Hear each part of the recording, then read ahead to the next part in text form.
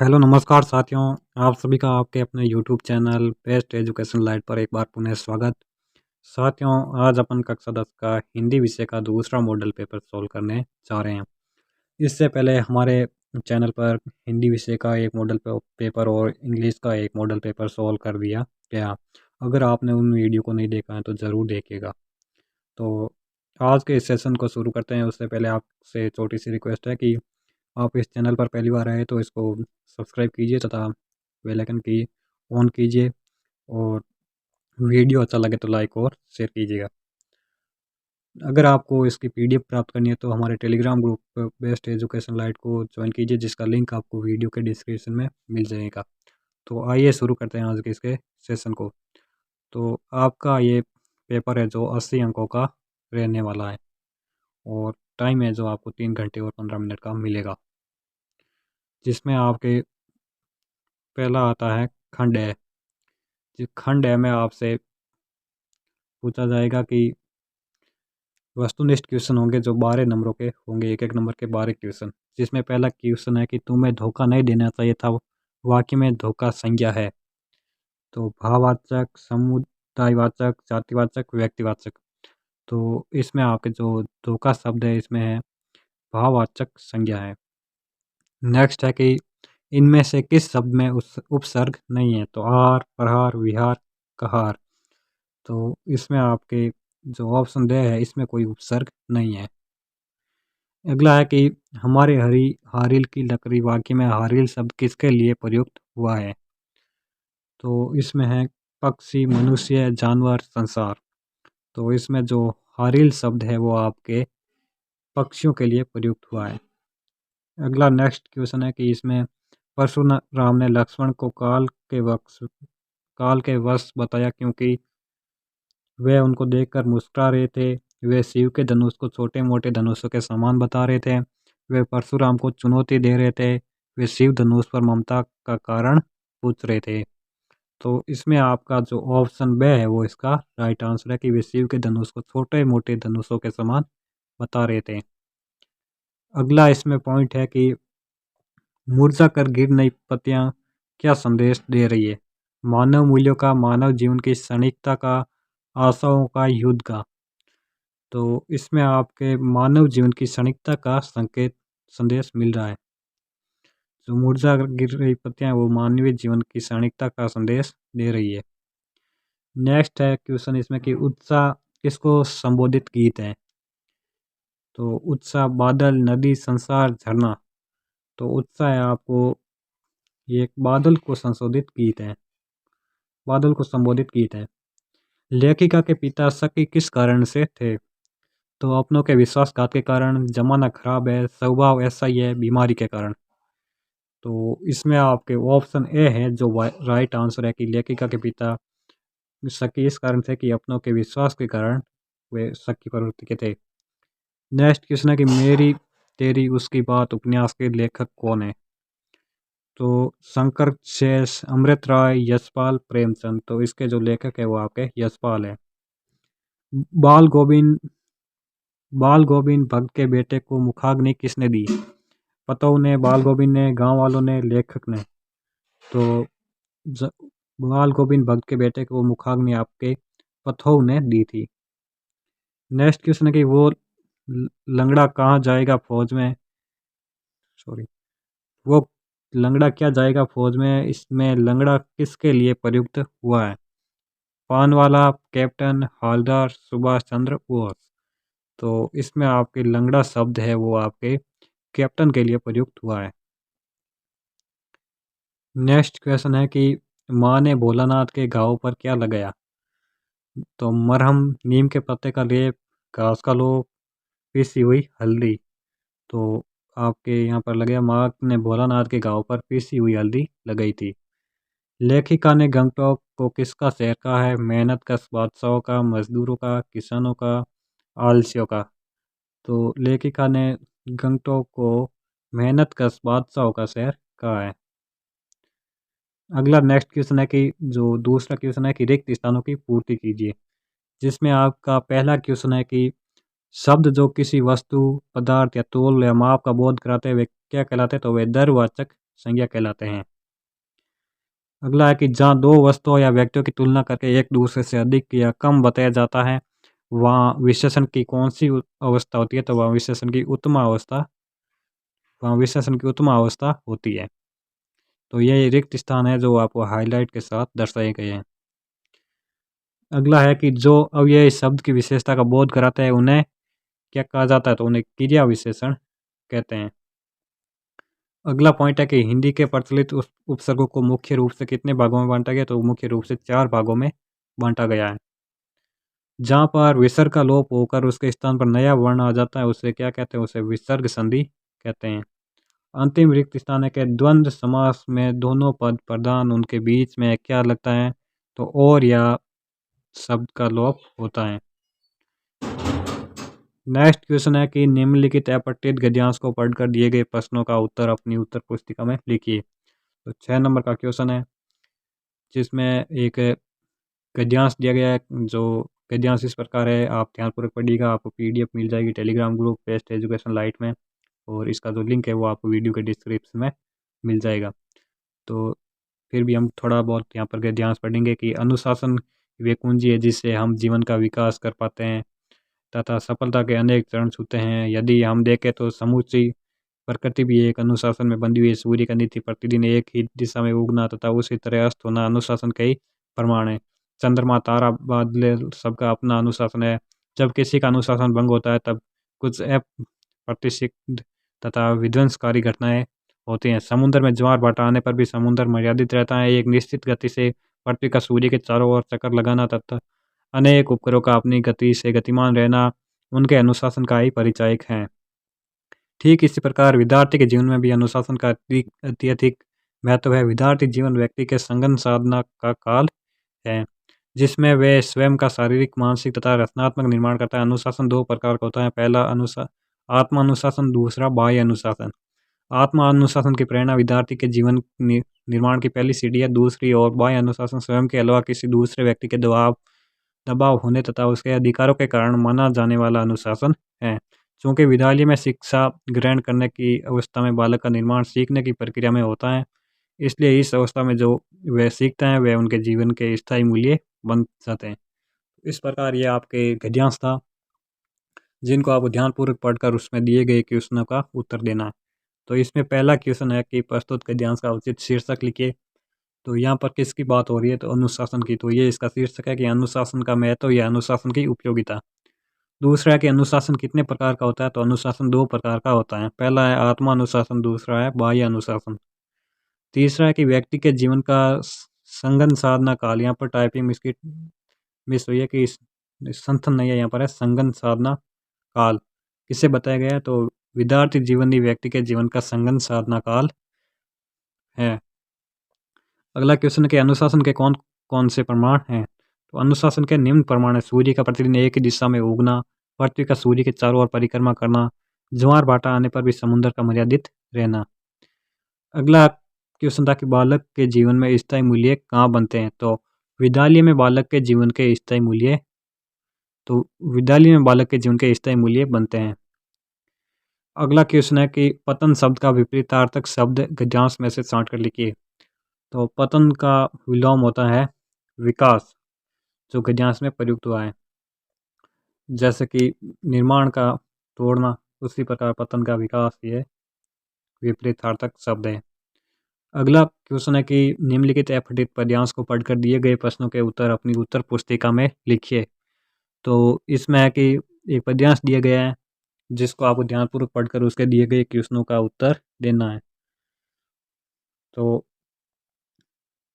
ये पद्यांश है इस प्रकार, झांसी की रानी से रिलेटिव। तो इसमें क्वेश्चन पूछे गए हैं कि प्रस्तुत पद्यांश का उचित शीर्षक लिखिए। तो झांसी की रानी की समाधि या झांसी की रानी लक्ष्मीबाई की समाधि का जो महत्व है वो इसका उचित शीर्षक है।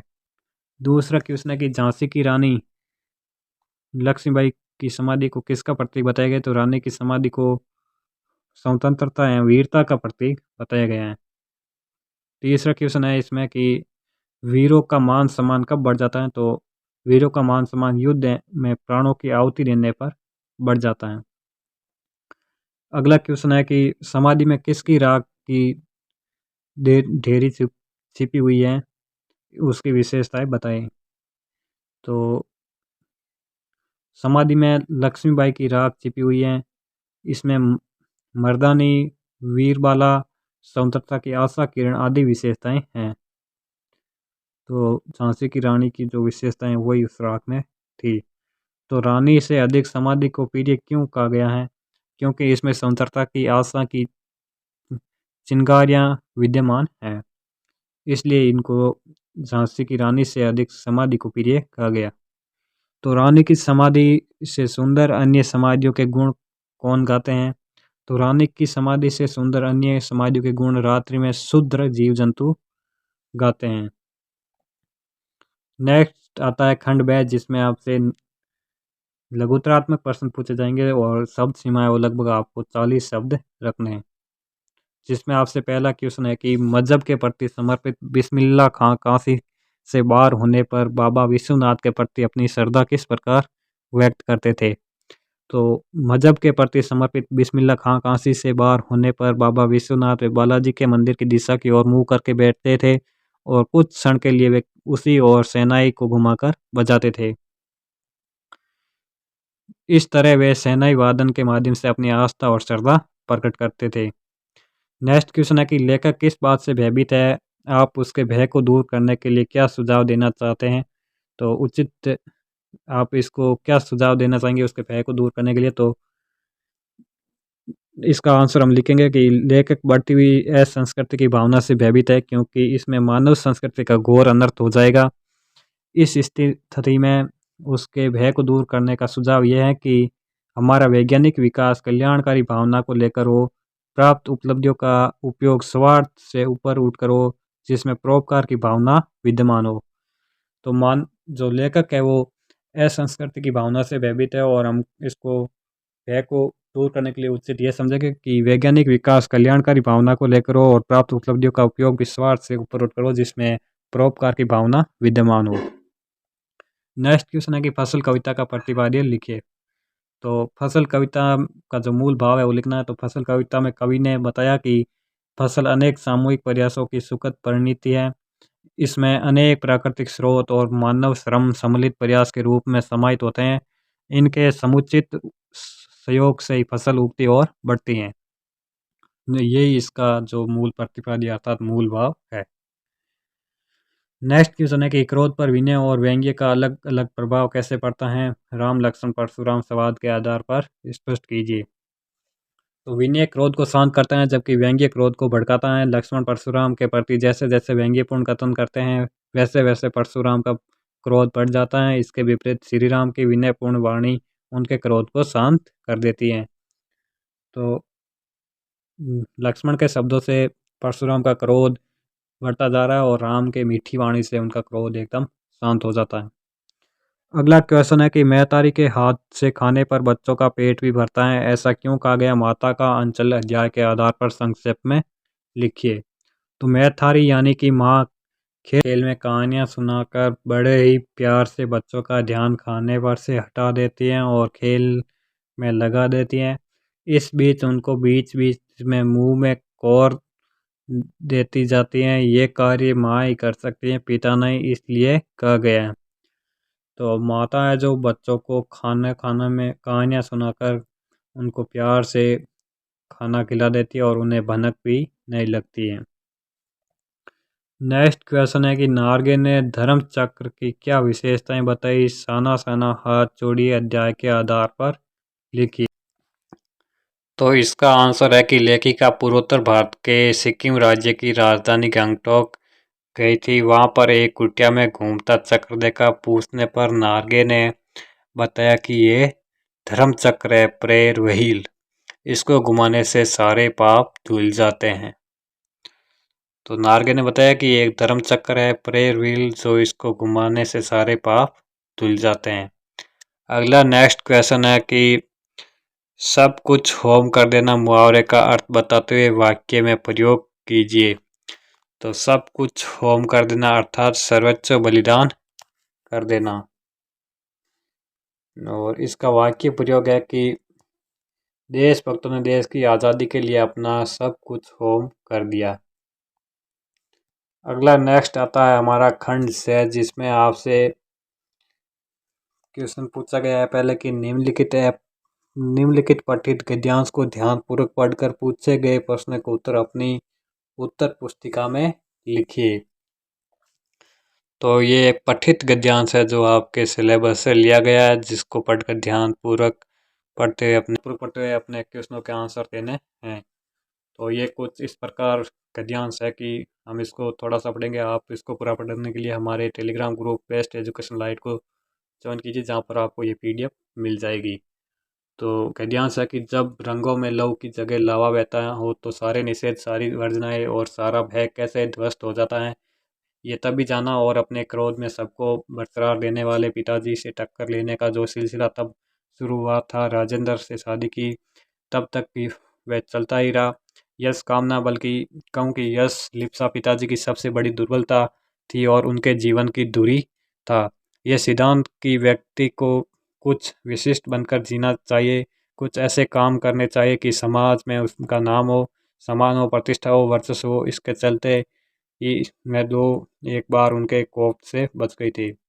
तो इसमें आपसे पहला क्वेश्चन पूछा गया है कि जब रंगों में लहू की जगह लावा बहता हो तो क्या परिणाम निकलते हैं। तो इसका आंसर है आपकी ऐसी परिस्थिति में सारे निषेध, सारी वर्जनाएं और सारा भय ध्वस्त होकर समाप्त हो जाता है। अगला क्वेश्चन पूछा गया कि राजेंद्र से शादी तक क्या चलता रहा। तो लेखिका को अपने क्रोधी पिता से टकराने, विरोध करने का सिलसिला राजेंद्र से शादी तक चलता रहा। अगला क्वेश्चन है कि लेखिका के पिताजी की सबसे बड़ी दुर्बलता किसे कहा गया। तो यश कामना अर्थात यश लिप्सा को पिताजी की सबसे बड़ी दुर्बलता कहा गया। अगला क्वेश्चन है कि पिताजी के जीवन का मूल केंद्र किसे कहा गया। तो उनका सिद्धांत था कि व्यक्ति को विशिष्ट बनकर जीना चाहिए, जिससे उसका मान सम्मान, प्रतिष्ठा एवं वर्चस्व हो। ये इसका राइट आंसर था। और अथवा में भी आपको एक गद्यांश दिया गया कि आषाढ़ की रिमझिम में समूचा गांव में खेतों में उतर पड़ा है। कहीं हल चल रहे हैं, कहीं रोपनी हो रही है धान के, पानी भरे खेतों में बच्चे उछल रहे, औरतें कलेवा लेकर मेड़ पर बैठी हैं, आसमान बादल से घिरा, धूप का नाम नहीं, ठंडी पूर्वाई चल रही है। ऐसे ही समय आपके कानों में एक स्वर तरंग झंकार सी कर उठी, ये क्या है, ये कौन है, ये पूछने न पड़ेगा। बाल गोविंद भक्त समूचा शरीर कीचड़ से लिकड़े अपने खेत में रोपनी कर रहे हैं। उनकी अंगुली एक एक ध्यान के पौधे को पंक्तिबद्ध खेत में बिठा रही है। उनका कंठ एक एक शब्द को संगीत के जीने पर चढ़ाकर कुछ को ऊपर स्वर्ग की ओर भेज रहा है और कुछ को इस पृथ्वी की मिट्टी पर खड़े लोगों के कानों की ओर।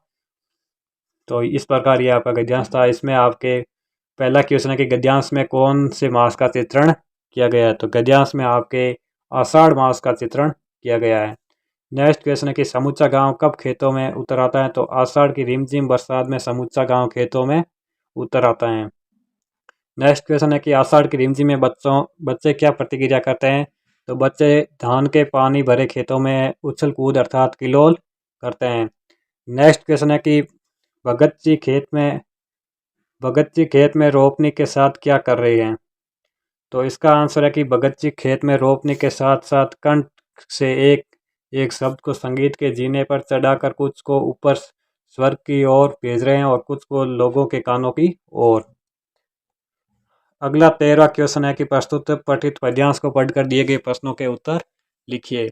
तो इसमें आपसे अब पहले गद्यांश था और पद्यांश पूछा गया। तो इसमें पहला पूछा गया कि उदो तुमी अति बड़भागी, अपरस रहत स्नेह तंगा है, नाइन मन अनुरागी, पूर्णी पात रहत जल भीतर, ता रस दे ने त्यागी, जथी जल मा तेल की गागरी, बूंद ने ताकी लागी, प्रीति नदी में पाऊँ ने बोर थी, दृष्टि ने रूप परागी, सूरदास अबला हम बोरी, गुर चोटी क्यों पागी।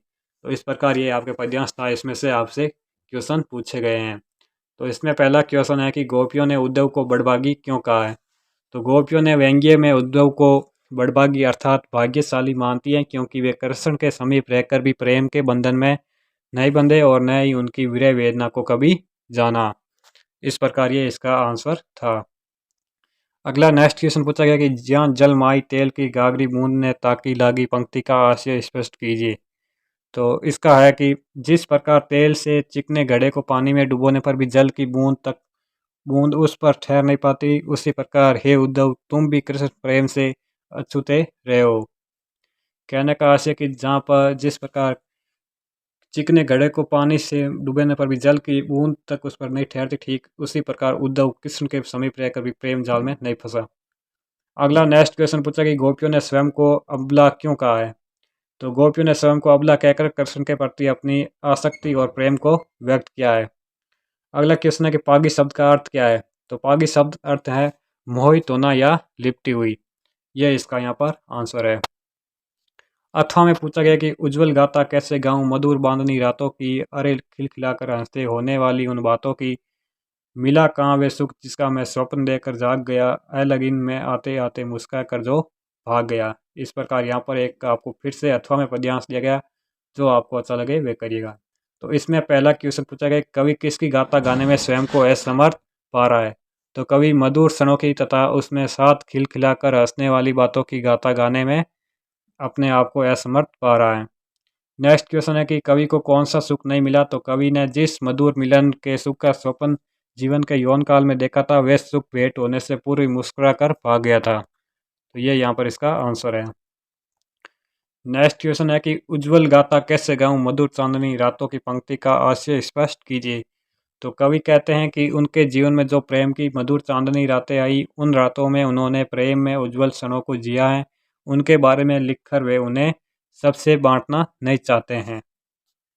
तो ये इसका आंसर था।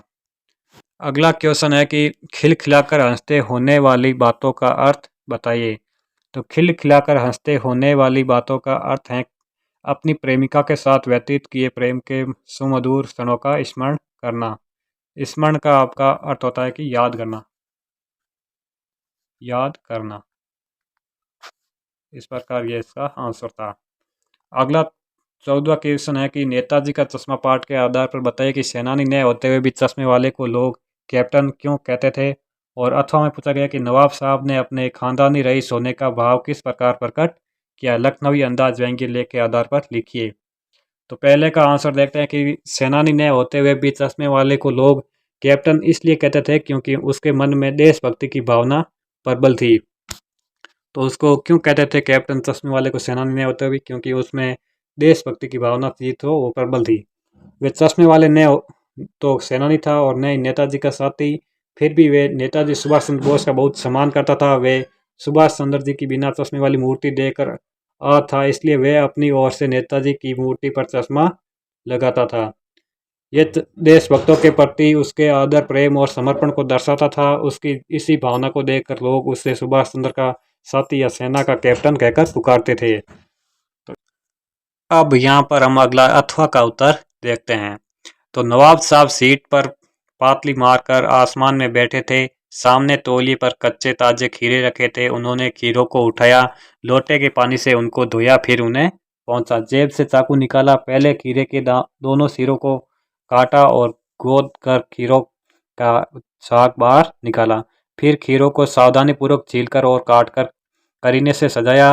वे खीरों पर नमक मिर्च बुरक कर उन्हें सूंघकर उनका रसास्वादन करके एक एक करके खिड़की से बाहर फेंकते गए। इस प्रकार नवाब ने खानदानी रईस का भाव प्रकट किया था। तो नवाब साहब ने खीरों के माध्यम से अपना खानदानी रईस का जो भाव था वो प्रकट किया था। उन्होंने खीरों को सबसे पहले छीना काटा, उसके बाद उसमें से झाग निकाले और उसमें से नमक मिर्च बूर कर और सूंघ कर उनका रसास्वादन करते हुए खिड़की से एक एक करते हुए उनको बाहर फेंक दिया। अगला नेक्स्ट क्वेश्चन है कि फसल को हाथों के स्पर्श की गरिमा और महिमा कहकर कवि क्या व्यक्त करना चाहता है। और अथवा में पूछा गया कि संगतकार के माध्यम से कवि किस प्रकार के व्यक्तियों की ओर संकेत करना चाह रहा है। तो इसका आंसर है कि इससे कवि ये व्यक्त करना चाहता है कि फसल को उगाने से मानव के हाथों का स्नेह हिल श्रम लगा होता है, क्योंकि जब किसान और मजदूर अपने हाथों से श्रम करके फसल को उगाते हैं और बढ़ाते हैं, तभी फसल तैयार होती है। फसल का फलना फूलना ही किसानों के श्रम की गरिमा और महिमा है, जिसके कारण फसलें बढ़कर तैयार होती हैं।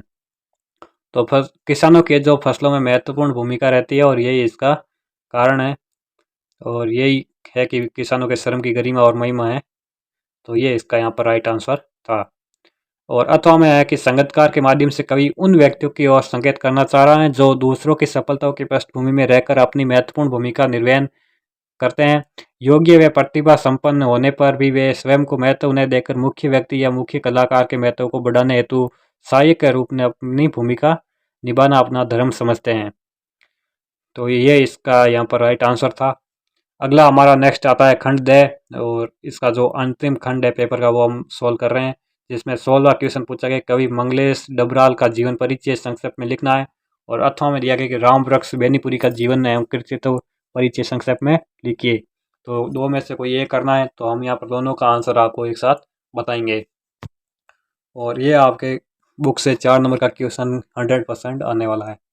तो इसका जो आंसर है कि कवि मंगलेश डबराल का जन्म सन 1948 में टिहरी गढ़वाल उत्तरांचल के काफलपानी गांव में हुआ। ये यहाँ पर आपको महत्वपूर्ण तौर पर याद रखना है मोस्ट कि इनका जन्म था वो कब तथा कहाँ पर हुआ। यही आपके जो पॉइंट बनता है कि जो भी कवि और लेखक परिचय आप लिखते हो तो उसमें यही पॉइंट पहले हेडिंग डालते हुए लिखना चाहिए। तो कवि मंगलेश डबराल का जन्म 1948 में टिहरी गढ़वाल उत्तरांचल जो राज्य वहाँ पर काफलपानी के गाँव में हुआ था। तो उनकी शिक्षा दीक्षा देहरादून में हुई। दिल्ली आकर उन्होंने अनेक समाचार पत्रों के संपादन का कार्य किया। भोपाल के भीतर भारत भवन में से प्रकाशित पूर्व ग्रह तथा इलाहाबाद और लखनऊ से प्रकाशित अमृत प्रभात में सहायक संपादन का कार्य किया था। और जनसत्ता सहारा समय आदि में भी कुछ समय तक कार्यभार संभाला। मंगलेश की कविताओं में सामंती बोध एवं पूंजीवाद छल छदम दोनों का प्रतिकार है। तो ये यहाँ पर आपका मोस्ट पॉइंट बनता है कि मंगलेश की कविताओं में सामंती बोध एवं पूंजीवाद छल छदम दोनों का प्रतिकार है। आगे आता कि उनका कविता सौंदर्य बोध सूक्ष्म और भाषा पारदर्शी था। उन्होंने पहाड़ पर लालटेन, घर का रास्ता, हम जो देखे और आवाज भी एक जगह है जैसे काव्य संग्रह लिखे। वे नेशनल बुक ट्रस्ट से जुड़े रहे तथा सन 2020 में देह त्याग किया। अथवा का आंसर देखते हैं कि रामवृक्ष बेनीपुरी का जन्म बिहार के बेनीपुर गांव में 1899 में हुआ। ये मैट्रिक पास कर स्वतंत्रता आंदोलन से जुड़ गए। 15 वर्ष की आयु से इनकी रचनाएं पत्र पत्रिकाओं में छपने लगी। इन्होंने अनेक नाटक, उपन्यास, कहानी, यात्रा वृत्तांत, रेखा चित्र लिखे। गद्य की विविध विधाओं में इनके लेखन को व्यापक प्रतिष्ठा मिली। इनका पूरा साहित्य बेनीपुरी रचनावली के 8 खंडों में प्रकाशित है। तो ये यहाँ पर आपका मोस्ट पॉइंट बनता है कि जो रामवृक्ष बेनीपुरी है उनका जो साहित्य है वो आपके किस में प्रकाशित है, तो बेनीपुरी रचनावली के नाम से 8 खंडों में प्रकाशित हैं। इनकी रचनाओं में स्वाधीनता की चेतना, मनुष्यता की चिंता और इतिहास की युगानुरूप व्याख्या है। विशिष्ट शैलीकार होने के कारण इन्हें कलम का जादूगर कहा जाता है। तो ये विशिष्ट शैलीकार होने के कारण इन्हें कलम का जादूगर कहा जाता है। इनकी मृत्यु सन 1968 में हुई। तो 1899 में जन्म हुआ और 1968 में इनकी जो मृत्यु हो गई, अर्थात ये केवल 69 वर्ष की आयु में साहित्य में अपना योगदान देकर एक अहम नाम कमा कर गए, और विशेष शैली के कारण इन्हें कलम का जादूगर कहा जाता है। तो आपको कमेंट बॉक्स में बताना कि जो कलम का सिपाही है वो किसे कहा जाता है। अगला क्वेश्चन है कि माता का अंचल पाठ में भोलानाथ द्वारा चूहे के बिल में पानी डालना बच्चों की किस मनोवृत्ति को प्रकट करता है, क्या ये उचित है? और अथवा में पूछा गया लेखक के अनुसार प्रत्यक्ष अनुभव की अपेक्षा अनुभूति उनके लेखन में कहीं अधिक मदद करती है, क्यों? तो इसका आंसर देते कि माता का अंचल पाठ में भोलानाथ द्वारा चूहे के बिल में पानी डालना बच्चों की पशु पक्षियों के प्रति शरारती प्रवृत्ति को दर्शाता है, जो प्रकृति के लिए उचित नहीं है। यदि पशु पक्षी नहीं रहेंगे तो पर्यावरण का संतुलन बिगड़ जाएगा। पशु पक्षियों से छेड़खानी करने पर वे हमें नुकसान भी पहुंचा सकते हैं, इसलिए बच्चों को विद्यालय स्तर पर पशु पक्षियों के संरक्षण का महत्व समझाना चाहिए। बच्चों को पशु पक्षियों से दूर रहकर खेलने की शिक्षा देनी चाहिए। और अब हम देखते हैं कि अथवा का आंसर, तो वहाँ पर माता का अंचल पाठ में कि पशु पक्षियों को संतान नहीं चाहिए, उनको खेलने की शिक्षा देना चाहिए और पर्यावरण संरक्षण का विज्ञान देना चाहिए। अथवा का आंसर है कि लेखक विज्ञान का विद्यार्थी था, अतः वह हिरोशिमा पर बम गिराया गया तो उनके परवर्ती प्रभाव का विवरण पढ़कर उसके मन में विज्ञान के दुरुपयोग के प्रति विद्रोह भाव जगा, और उसमें अपने लेख में लिखा कि अनुभूति स्तर पर जो व्यवस्था होती है वे बौद्धिक पकड़ अथवा विज्ञान के सैद्धांतिक ज्ञान से अलग होती हैं। अगला 18वां क्वेश्चन है कि निम्नलिखित विषयों में से किसी एक विषय पर लगभग 300 शब्दों में निबंध लिखिए। तो यहाँ पर आपको एक निबंध लिखना है जो 6 नंबर का रहने वाला, जिसमें आपको अलग अलग विषय दिए गए, उनमें से किसी एक विषय पर लिखिए। तो पहला हमारा यहाँ पर कि चुनाव का दृश्य, जिसमें आपके पॉइंट बनते हैं। प्रस्तावना, सबसे पहला कोई भी निबंध लिखिए उसमें प्रस्तावना पॉइंट बनेगा। और अगला आता है लोकतंत्र में चुनाव की भूमिका, चुनाव के दिनों में दिखाई देने वाला दृश्य, मतदान केंद्र का दृश्य और राजनीतिक दल उपसार। इस प्रकार आप पॉइंट बनाकर निबंध लिखिए। तो निबंध कोई रटाई विद्या नहीं होती है, ये एक कला होती है। दूसरा है कि राजस्थान में बढ़ता जल संकट, प्रस्तावना। तो इसमें प्रस्तावना, जल संकट के कारण, जल संकट की स्थिति, जल संकट निवारण हेतु उपाय, उपचार। तीसरा पॉइंट है मोबाइल फ़ोन छात्रों के लिए वरदान या अभिशाप। इसमें भी प्रस्तावना, मोबाइल फ़ोन से लाभ, वरदान, जीवन शैली का अटूट अंग, उपचार, मोबाइल से होने वाले दुष्परिणाम। ये चौथा पॉइंट था जो मिस टाइपिंग के कारण यहाँ पर अंतिम रह गया। चौथा है कि यदि मैं भारत का प्रधानमंत्री होता। इसमें भी प्रस्तावना, जनता की प्राथमिकता आवश्यकताओं की पूर्ति करना, प्रधानमंत्री बनने पर मेरे कर्तव्य, देश के प्रति मेरे आदर्श, उपसार। तो यहाँ पर हम आपको एक चुनाव का दृश्य जो पहला ही है उसका सॉल्यूशन कर रहे हैं। तो इसमें हमने यहाँ पर पॉइंट डाल दिए हैं, जिसमें पहला पॉइंट है प्रस्तावना। तो किसी भी लोकतांत्रिक देश में चुनाव काफ़ी महत्वपूर्ण स्थान रखते हैं। भारत को विश्व में सबसे बड़ा लोकतांत्रिक के रूप में जाना जाता है, अतः यह चुनाव का बहुत महत्व है। लोकतांत्रिक शासन में प्रत्येक वयस्क को अपना मत देने का अधिकार होता है। वे अपना मत देकर जनप्रतिनिधियों को चुनता है। ये चुनाव प्रक्रिया ही है जिसके कारण भारत में सुशासन, कानून व्यवस्था तथा पारदर्शिता जैसी चीज़ों को बढ़ावा मिला है। तो ये हमारा यहाँ पर जो महत्वपूर्ण निचोड़ था वो हमने प्रस्तावना में डाल दिया। और अब देखते हैं लोकतंत्र में चुनाव की भूमिका। तो लोकतंत्र में चुनाव की बहुत ही महत्वपूर्ण भूमिका है, क्योंकि इस प्रक्रिया में चुनी गई सरकार स्वस्थ और स्वच्छ लोकतंत्र को और भी मजबूत बनाने का कार्य करती है। भारत एक लोकतांत्रिक देश होने के कारण यहाँ की जनता अपने सांसदों, विधायकों तथा न्यायपालिकाओं का चुनाव कर सकती है। भारत का प्रत्येक नागरिक जिसकी उम्र 18 वर्ष से अधिक है अपने मतदान की शक्ति का प्रयोग कर सकता है और लोकतंत्र का पर्व माने जाने वाले चुनाव में अपनी पसंद के उम्मीदवार को अपना मत देकर सहभागिता निभा सकता है। तो इसमें तीसरा पॉइंट देखते हैं चुनाव के दिनों में दिखाई देने वाला दृश्य। तो चुनाव के दिनों में चारों ओर अलग ही माहौल दिखाई देता है। जगह जगह उम्मीदवारों के समर्थन में पोस्टर, बैनर लगे दिखाई देते हैं। राजनीतिक दलों के बड़े बड़े नेता अपने दल के प्रत्याशियों के समर्थन में बड़ी बड़ी जनसभाएं करते हैं।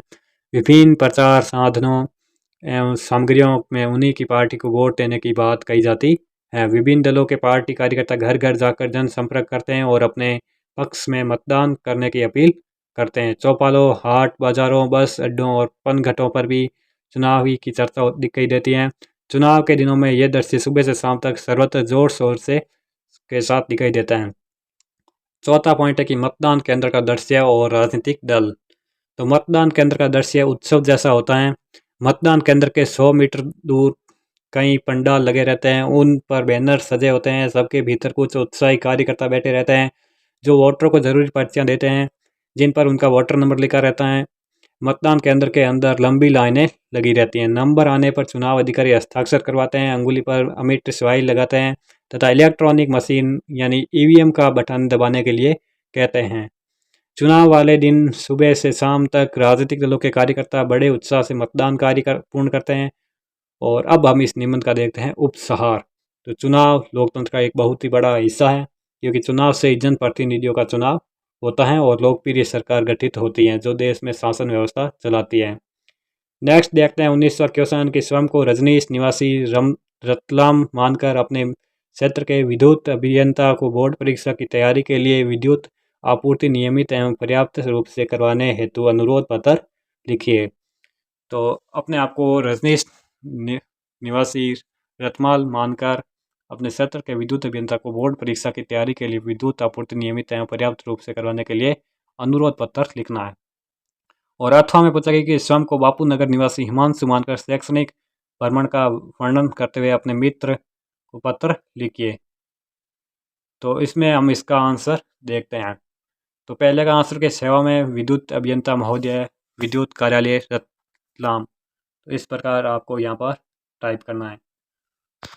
विषय है कि बोर्ड परीक्षाओं की तैयारी के लिए विद्युत आपूर्ति नियमित करवाने के संबंध में जो आपको क्वेश्चन में दिया गया था वही उठाकर यहाँ पर डालना है।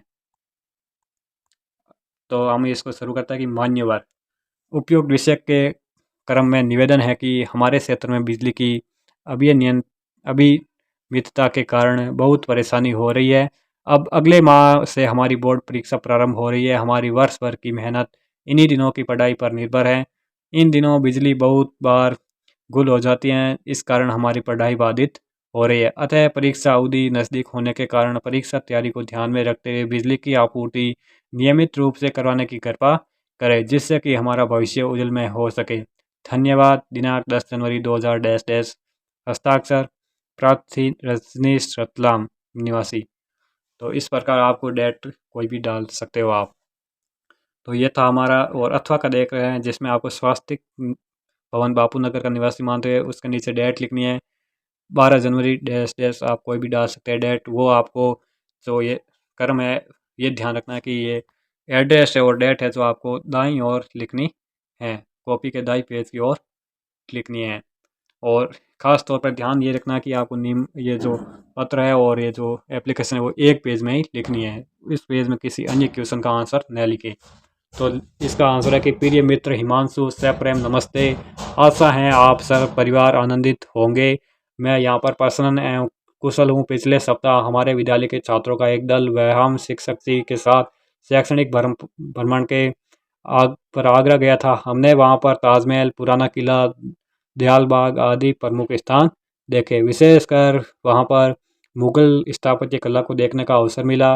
वहाँ विश्वविद्यालय, हिंदी संस्थान तथा वायुसेना का विशाल परिसर भी देखने का अवसर मिला। इस तरह हमें वहाँ पर सभी बातों का मिला जुला ज्ञान प्राप्त हुआ। साथ ही भ्रमण करने में सावधानी बरतने का अनुभव भी मिला। मित्र छात्रों के लिए शैक्षणिक भ्रमण का विशेष महत्व रहता है। आपको भी ऐसे स्थानों का भ्रमण करना चाहिए। पत्रोत्तर की प्रतीक्षा में तुम्हारा मित्र हिमांशु। तो इस प्रकार उसने अपने भ्रमण का यहाँ पर जिक्र करते हुए अपने मित्र हिमांशु को अपना पत्र लिखा। हिमांशु अपने आप को मानते हुए फिर मित्र प्रियांशु को लिखा। तो अपने मित्र का एड्रेस वहाँ पर, मित्र का नाम है जो ऊपर ही ऊपर बाईं ओर लिखिए। इस प्रकार इसका आंसर था। और अगला क्वेश्चन है 20वां, जिसमें हम इसको देखते हैं कि आपके विद्यालय के SUPW शिविर में अनुपयोगी सामग्री से निर्मित उपयोगी सामग्री की बिक्री हेतु एक विज्ञापन लिखिए। और अथवा में दिया गया कि रक्षक हेलमेट बनाने वाली कंपनी की बिक्री बढ़ाने के लिए 25 से 50 शब्दों में एक विज्ञापन तैयार कीजिए। तो इसका आंसर देख, तो इसमें आपसे पहला है कि सुनहरा मौका चूक न जाए। सुनहरा मौका इस प्रकार हेडिंग डालते हैं, आपको पॉइंटों के साथ लिखना है और सजावट के साथ लिखना है और बॉक्स को बंद करना है। और बीच में टाइटल डालना कि राजकीय उच्च माध्यमिक विद्यालय में SUPW शिविर में अनुपयोगी सामग्री से निर्मित उपयोगी सामग्री का बिक्री हेतु लगी प्रदर्शनी में आइए। मन भाव सामग्री को उचित मूल्य पर खरीद कर ले जाइए, आपके घर की शोभा बढ़ाइए। इस प्रकार जो यहाँ पर था उसको हमने बनाकर लिख दिया। और पहाड़ सजावट के साथ लिख दिया कि गृह सौंदर्य प्रसाधन और अति आधुनिक कलाकृतियाँ। और नीचे लिख दिया कि पधार कर छात्रों का उत्साहवर्धन कीजिए। दिनांक 15 अक्टूबर 2000 समय प्रातः 11 बजे से शाम 5 बजे तक। बिक्री केंद्र विद्यालय परिसर शास्त्री नगर। तो ये 3 पॉइंट तो हर किसी में सेम ही रहने वाले हैं। अथवा में दिया गया कि जो रक्षक हेलमेट वाला था उसको हमने बीच में रक्षक हेलमेट हेडिंग डालकर लिखा कि धमाका धमाका रक्षक हेलमेट, मजबूत एवं हल्के ISI मार्का वाले हेलमेट 15% की भारी छूट के साथ। स्टॉक है वो सीमित है। और महिलाओं के लिए जो है रंग बिरंगे एवं विशेष हेलमेट की उपलब्ध है। एक बार अवश्य खरीदे आपके सिर का रखवाला रक्षक हेलमेट। संपर्क सूत्र है वो आपको यहाँ पर कुछ भी लिख देना है। तो साथियों ये था हमारे सेकंड मॉडल पेपर का हल। और अगले वीडियो में हम एक नेक्स्ट थर्ड मॉडल पेपर का सॉल्यूशन लेकर आएंगे। और जल्द ही अन्य विषयों के हल भी इस चैनल पर उपलब्ध कराए जाएंगे। और मिलते हैं अगले नेक्स्ट सेशन में। तब तक के लिए जय हिंद, जय भारत।